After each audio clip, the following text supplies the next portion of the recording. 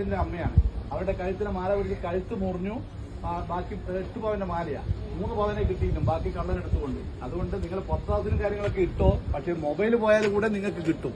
ബാക്കി സ്വർണ്ണമാല പോയാൽ നിങ്ങൾക്ക് കിട്ടാൻ വളരെയേറെ ബുദ്ധിമുട്ടാണ്. ഒരു കാരണവശാലും കിട്ടില്ല. എന്തിനാ നിങ്ങൾ വീട്ടിൽ നിന്നോ അല്ലെ വേറെ എവിടുന്നോ ഷോ കാണിച്ചോ? റെയിൽവേ സ്റ്റേഷന് വേണ്ട. അത് നിങ്ങൾ മാല പൊട്ടിക്കുന്ന മാത്രമല്ല, നിങ്ങൾക്ക് ശാരീരികമായിട്ടുള്ള ഈ ബുദ്ധിമുട്ട് കൂടെ ഉണ്ടാകും. കഴുത്ത് മുറിഞ്ഞാൽ നിങ്ങൾക്കറിയാം, ഈ നേർത്ത് കട്ടൊക്കെ ആക്കിയാൽ വലിയ ബുദ്ധിമുട്ടാണ്. ആ അറ്റാക്കൊക്കെ കഴിഞ്ഞ ഒരു മേടാണ്. ഇന്നലെ ഇപ്പോൾ ഇത് പൊള്ളാച്ചിയിലുണ്ട് ഇപ്പോൾ. അപ്പൊ അതുകൊണ്ട് ഒരു കാരണവശാലും നിങ്ങളെ പത്രാസ് കാണിച്ചിട്ടുള്ള മാല ഇട്ട് പോക്ക് വേണ്ടെന്നാ പറയുന്നത്. ഇനി ഇട്ട് പോകുന്നുണ്ടേ നിങ്ങളെ ഇഷ്ടം. വന്ന് പരാതി കൊടുത്തേ നമുക്കൊന്നും ആക്ഷൻ എടുക്കാൻ പറ്റില്ല. ഈ നിങ്ങൾക്ക് യാത്രയിൽ ഉപകരിക്കേണ്ട പല കാര്യങ്ങളും റെയിൽവേ ചെയ്തിട്ടുണ്ട്. നിങ്ങൾക്ക് എന്തെങ്കിലും ഒരു ആവശ്യം ഉണ്ടെങ്കിൽ തന്നെ ഇമ്മീഡിയറ്റ് 139 എന്ന് പറഞ്ഞ ടോൾ ഫ്രീ നമ്പർ ഉണ്ട്. കേൾക്കുന്നില്ല ലേഡീസ്? ഇപ്പൊ സ്ത്രീകൾക്കെതിരെയുള്ള പരാതികളൊക്കെ കുറെ കൂടിക്കൂടി വരികയാണ്. നഗ്നത പ്രദർശിപ്പിക്കല്, ഫോട്ടോ എടുക്കല്. കഴിഞ്ഞ ആഴ്ച മലബാർ എക്സ്പ്രസിൽ 70 വയസ്സുള്ള ഒരു അമ്മമ്മേനാണ് ഒരു സ്കൂൾ മാഷ് പീഡിപ്പിച്ചത്. ഇവിടെ വെച്ച് തലശ്ശേരി കണ്ടുവന്ന ഒരു ലേഡി പുറത്തെടുത്തിട്ട് അതിനെ അടിക്കുമ്പോഴാണ് നമ്മൾ പിടിച്ചിരിക്കുന്നത്. അപ്പോ അതുകൊണ്ട് പ്രത്യേകം പറയുന്നത്, ഇങ്ങനെ എന്തെങ്കിലും ഒരു സംഭവം ഉണ്ടെങ്കിൽ നിങ്ങൾ വിളിക്കേണ്ട നമ്പറാണ്. ലേഡീസ് പ്രത്യേകം ശ്രദ്ധിക്കുക.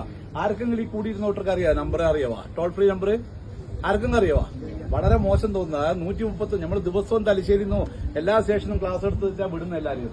139 എന്ന ടോൾ ഫ്രീ നമ്പറാണ്. ഡൽഹി 139, ഡൽഹിയിലായാലും രാജസ്ഥാനിലും യു പിയിലായാലും ചെന്നൈയിലായാലും തലശ്ശേരിയായാലും മംഗലാപുരത്തായാലും ബാംഗ്ലൂരായാലും എവിടുന്നും ഫ്രീ നമ്പറാണ്. നിങ്ങൾക്ക് ഫ്രീ ആയിട്ട് വിളിക്കുക. എമർജൻസി ആയിട്ട് നമ്മൾ അടുത്ത സ്റ്റേഷനിലേക്ക് എത്തും. പക്ഷേ എങ്കിൽ അനാവശ്യമായിട്ട് എന്റെ ഷൂ പോയി, എന്റെ പഴയ ഡ്രസ്സ് പോയി എന്നിട്ട് ഒരു കാരണവശാലും വിളിക്കാൻ പാടില്ല. പല കുടുംബരും ഇപ്പൊ അങ്ങനെയാണ് പ്രവണതയുള്ളത്. അങ്ങനെ വിളിക്കുന്നുണ്ട്. അങ്ങനെ വിളിച്ചു കഴിഞ്ഞാൽ എന്താ പ്രശ്നം ചോദിച്ചാൽ നിങ്ങൾക്ക് 3ാമത്തെ പ്രാവശ്യം നമ്പർ ബ്ലോക്കായി പോകും. പിന്നെ 4ാമത്തെ പ്രാവശ്യം നിങ്ങൾ ഉച്ചവരെ ഉടവരെ പോകുമ്പോൾ നിങ്ങൾക്ക് നെഞ്ചുവേദനയോ ഏതെങ്കിലും അത്യാവശ്യ കാര്യങ്ങൾ എന്തെങ്കിലും അനുഭവപ്പെട്ടാൽ നിങ്ങൾക്ക് വിളിച്ചാൽ കിട്ടില്ല. അങ്ങനെയുള്ള അനുഭവങ്ങൾ യാത്രക്കാർക്കുണ്ട്. അതുകൊണ്ട് റെയിൽവേ ചെയ്യുന്ന നല്ല നല്ല കാര്യങ്ങളൊക്കെ വളരെ നല്ല രീതിയിൽ ഉപയോഗിക്കുക. ഇപ്പം തന്നെ ഇത്രയും കൂടിയിരുന്ന ആളുടെ വണ്ടി വരുന്ന വണ്ടിയുടെ തല കാണുമ്പോൾ തന്നെ നേരെ അങ്ങേ ഭാഗത്ത് പോകും. നമുക്കൊരു പേപ്പറും 10 മിനിറ്റ് പോകും. നിങ്ങൾ മനസ്സിലാക്കിക്കോ.